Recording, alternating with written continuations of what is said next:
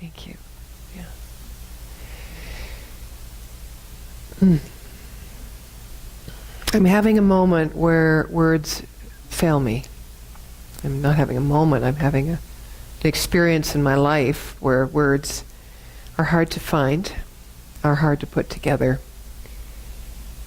because silence has more meaning. Can any of you relate? And it's a very deep place. I'm exploring, I would think, the power in partnership with myself.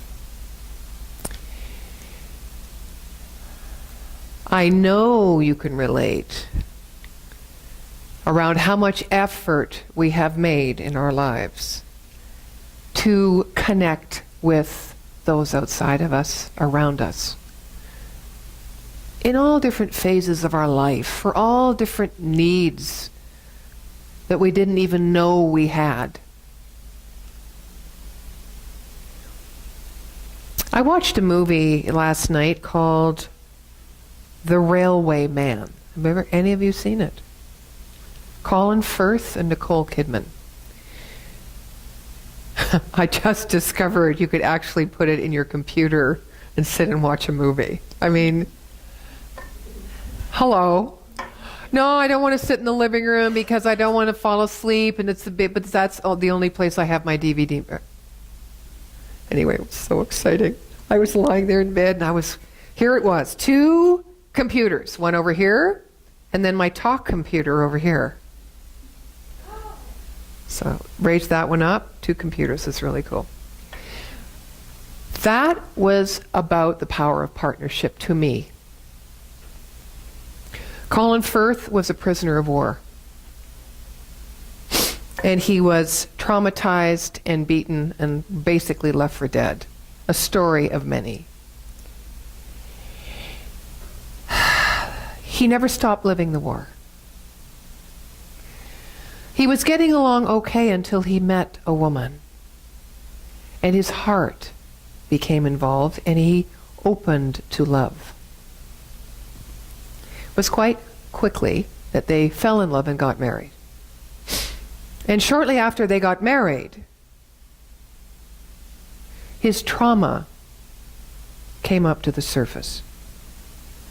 And he excluded her and went on his own inner journey of reliving, of experiencing, of expressing this trauma in ways that his new wife was not only left behind, but was repurposed to stand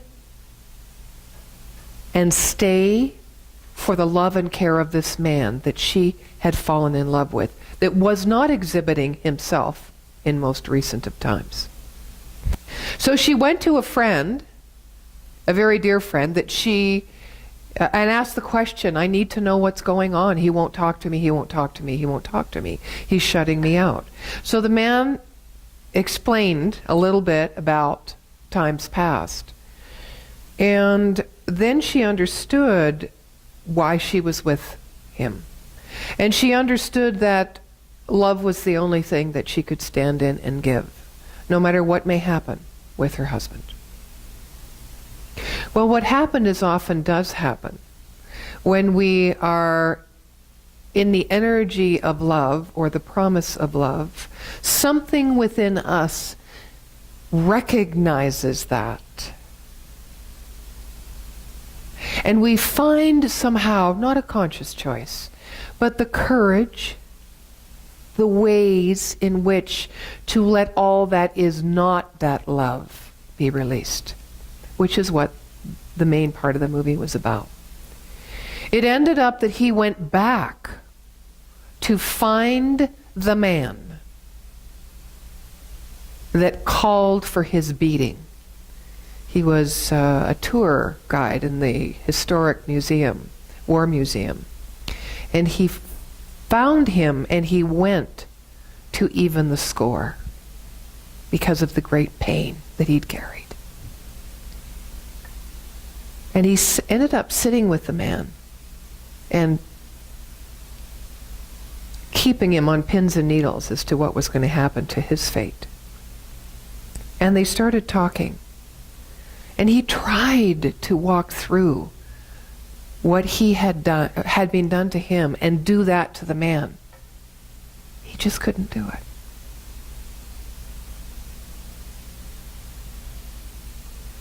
He ended up releasing the man. He went and met his fear, but the important thing is he was able to do it because love was standing by, and love was calling him out of himself to leave everything else that was not like love behind. This is a true story. And the last part of the movie shows, as they were building the railroad, this Japanese gentleman coming and Mr. Lomax coming into a part where they were building the railroad, right back to the same ground in which they were enemies. And Lomax forgave him and handed him a letter of his forgiveness. And the man just crumbled to his knees. The story goes, in those little lines after the movie's over, they were fast friends and great friends for the years to come. That song reminded me of that. It doesn't rain when you want it to. You humble me, Lord. I am humbled when all I can do is feel love. When I can't find words. But when I just be in that love and watch what happens. To me, that is the power of partnership. Lomax, or Colin Firth, could not have found that forgiveness within himself unless he was embraced in love. Because he was able to recognize that love, the embrace of love within him, which is the spirit and the truth and the God, or whatever you want to call it, within us. When we give ourselves over to it, it will guide us through. And to me, that is the power in partnership. Now, in Science of Mind, we also teach, we have the conscious part of our knowingness and the subconscious part of our knowingness. We teach that subconscious is the creative medium. It goes before us and makes the way. With Colin, all he could feel and think about was the travesty and the trauma of his experience. And it went forward and made the way. But how did he create this wonderful woman on the train? How did he create that? Something else must be there in us too. Always underlying the essence and the energy of life itself, that is the foundation and the root of who we are, that is always there expressing and moving and creating through us. It isn't just what we put into it consciously with our mind or subconsciously with the energy of our past experiences. There is something greater that energetically will also pull us forward and allow us to evolve in our highest and best way. We have to dance with both. What lies within in our human experience, and with the essence of the spirit, the infinite creative intelligence that we are.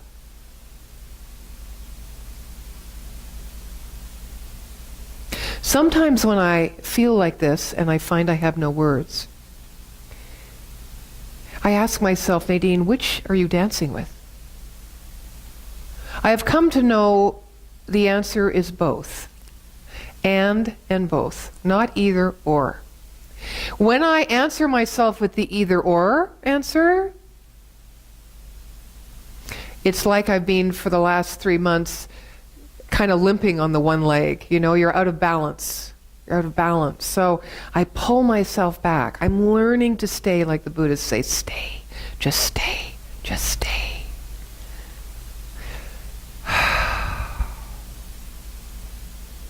And the Merging happens automatically. I don't have to do it.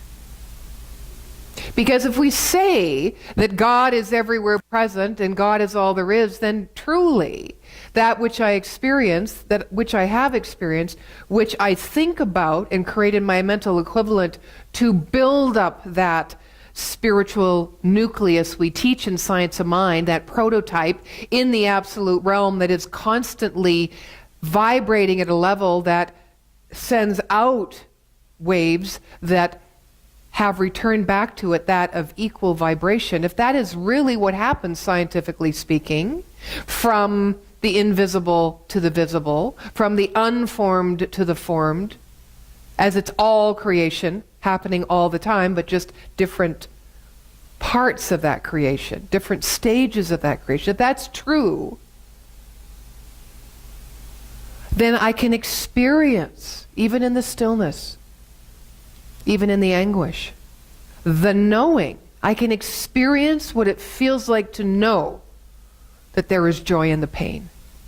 That there is no either or, but there is only and both. There is a wholeness that I am moving myself into in my intellectual understanding. We say it starts in consciousness. Everything begins in consciousness. What are we talking about? Are we talking about our consciousness, our conscious mind? Are we talking about universal consciousness? Hello, both. Because they're one and the same. We are thinking with God mind all the time. We have always available within us and around us and through us, with every breath that we take, the energy of universal life and creation. We choose how much we're going to bite off of the cookie, right? Or the green drink, as it were. I feel my energy drop there. Yes, heading toward the green drink in a few months. Getting ready. Now, it's interesting because we have our preferences, don't we? And we enjoy partnership with preferences, with people that are like-minded. Isn't that what we always say forever and ever? A community of like-minded individuals. Really? Really? Okay. Until they're not. What creates a sacred community? Is it like-mindedness? I don't think so. Is it that we have a common vision? No, I don't think so. Oh, okay, I've got it. It's that our values align. Nah, that's not it. What do you think it is?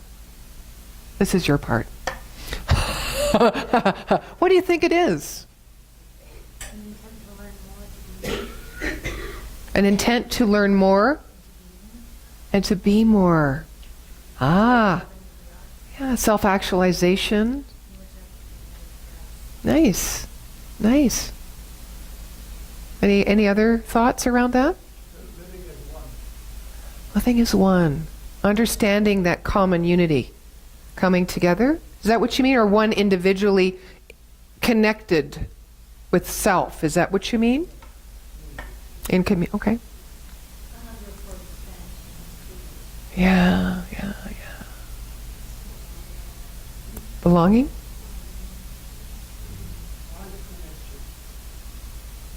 Horst? All embark on the process of, in some way, climbing Jacob's ladder. People may be on different rungs. I may be on the bottom rung, you may be on the top rung. But the fact is, there is this unity in our mutual adventure of climbing that ladder. And the ladder goes up. Yeah. The ladder doesn't get back, so I fall down, but we're all clinging to our rung. Looking up, looking down, we see souls mutually exist in that Yeah. other than worthwhile. Nice, thank you. When you said going up, going down, whatever, it is expansion, however we look at it, and we get to share our stories along the way as well. I would just add that when you talk about going down, there is that process of expansion, but there's also contraction. I think that a person so engaged does experience the suffocation that comes with contraction and understand that expansion is where it's at. And that's the beauty of paradox, too, is it not? Because we would not know expansion without contraction. We can't know the beauty and the gratitude of breath until we've had none. Until it's taken away from us. Or the experience of not having it is our experience. Anyone else want to throw something into the pot? Joy of seeing all these other different expressions of God. Mm-hmm.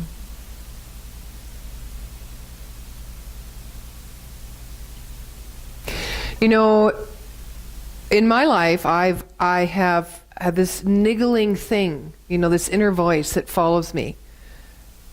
And I hear it every time I look outside of myself and identify a person or a process or a partnership that I think will make up for what I lack.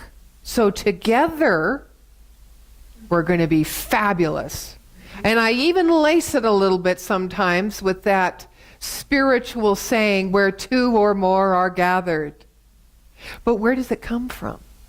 It comes from my feeling, or has come from my feeling, of not being enough. So I seek to balance my not enoughness with someone that I perceive, or some organization or process or whatever, philosophy, not now, that was before, but that will bring me up and bolster me so that I feel greater than and able, and my capacity is, I can taste my capacity more. Now, I don't know if any of you have experienced that, but the little voice that comes up is Nadene. You don't need anyone else's skills, anyone else's vision, anyone else's ideas, anyone else's financial reserve, anyone else's anything. Because when you try to partner with that, from what consciousness are you partnering? Recently I had a lovely dinner with someone, and we were talking about, and for us as religious scientists, I think we'll appreciate this new perspective on it. We teach mental equivalent, right? Which is creating in mind, seeing in mind, that which and focusing on that which we wish to create rather than where we are not or what we've created before. Okay, that's kind of Science of Mind 101. As we move along in Science of Mind, we understand that we can't just think about it and see it in detail, because we're told not to focus on the how or the details, but the what. So the what is a greater experience than what we can imagine and write down in details or words. So now we're looking at the feelingness of this experience that we want to create. Nevertheless, in Science of Mind, we call that creating a mental equivalent.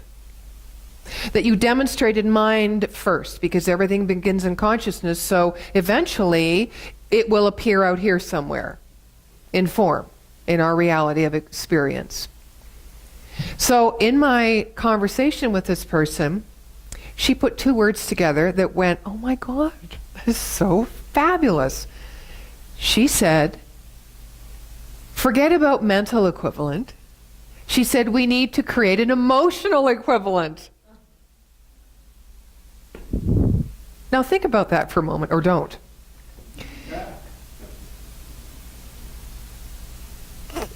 Bring something to mind right now that you would like to feel in your life or experience, some felt experience. It might be passion,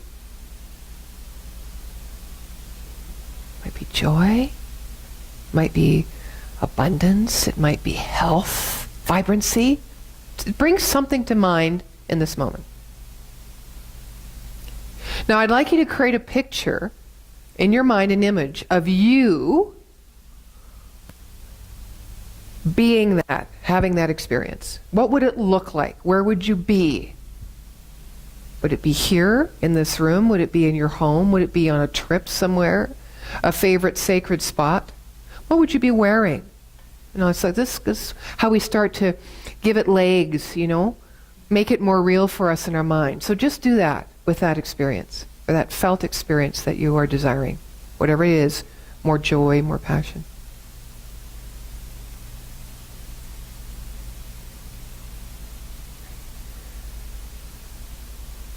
Now, as you're thinking about it, my question to you is, where did the feeling go? Is it still there? When you're plugging in the details of it and the pieces of it, is the feeling still there?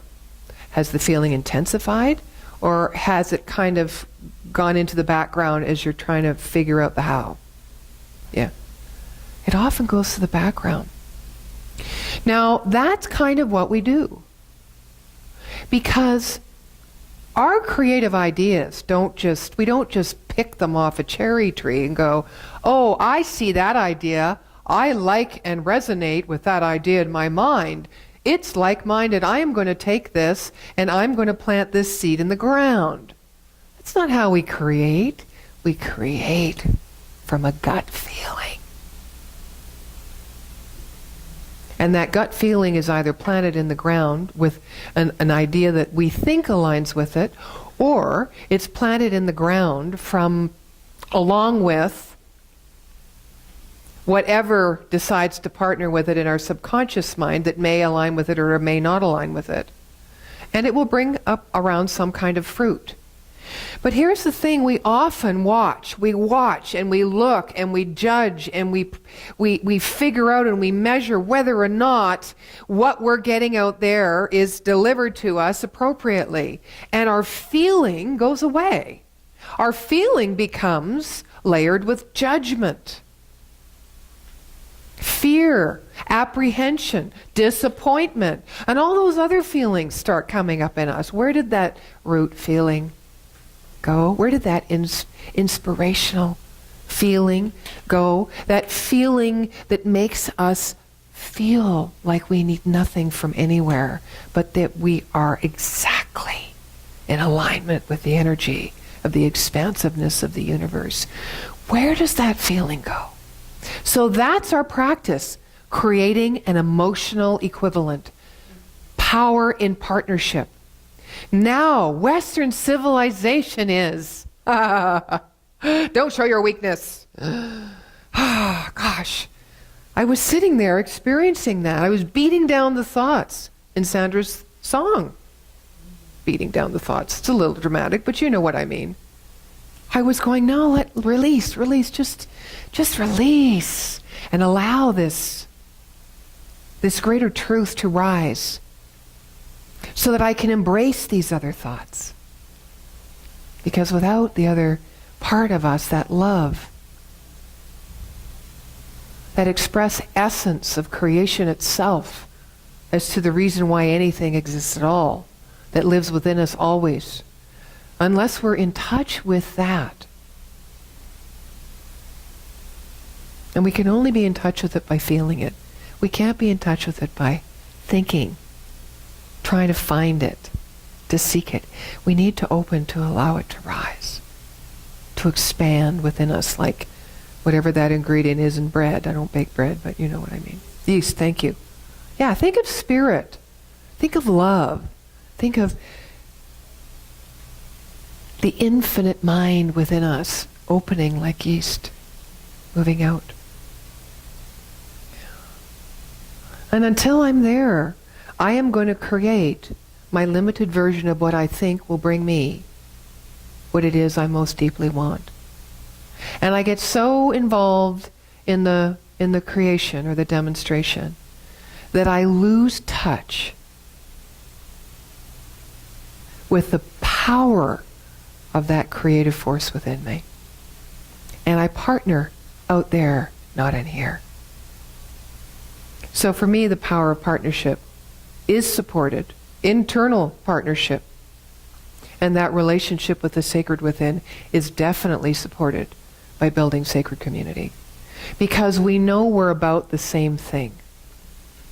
It doesn't have to look the same.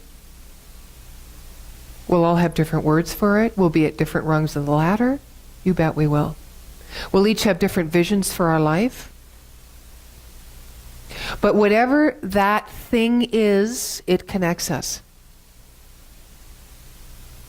And if we just can maintain that partnership with it, we are so much better equipped to not get sidetracked or fooled by the illusion.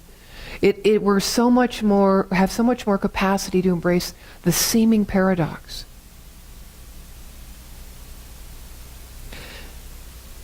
We move into the world of energy and essence because that's the world of creation.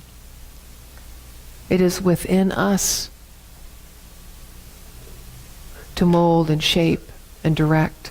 It is also within us to surrender and to be humbled to our knees in a feeling of nothingness and still understand the great potential and the joy and the safety and the excitement of life itself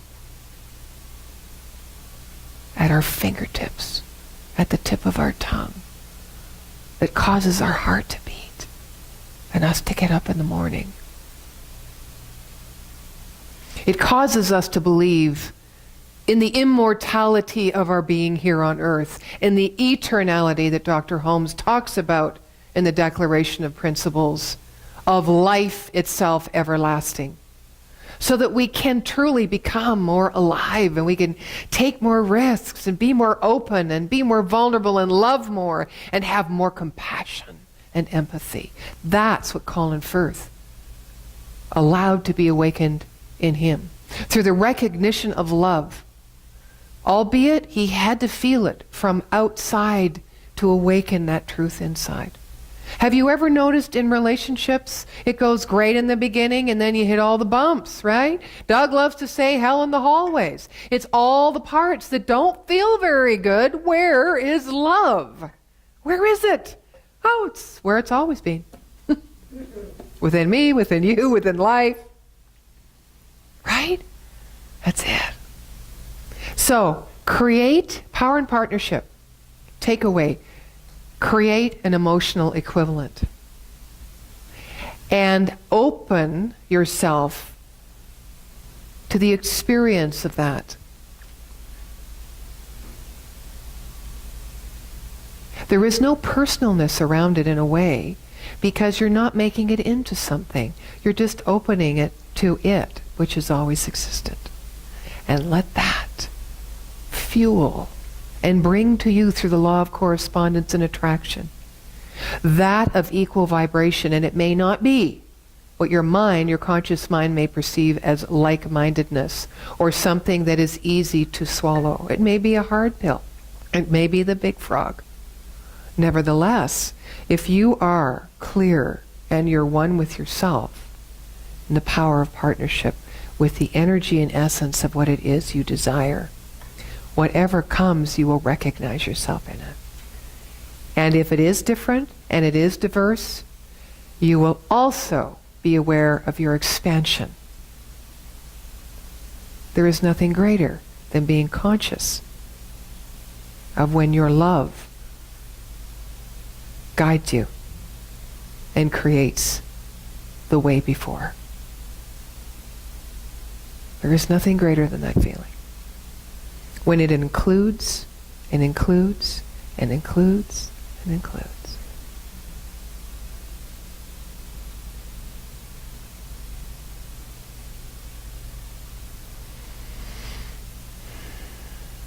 Thank you for your participation. Thanks for sharing your heart and how you see things and feel things. This is also very integral to sacred community. And so it is.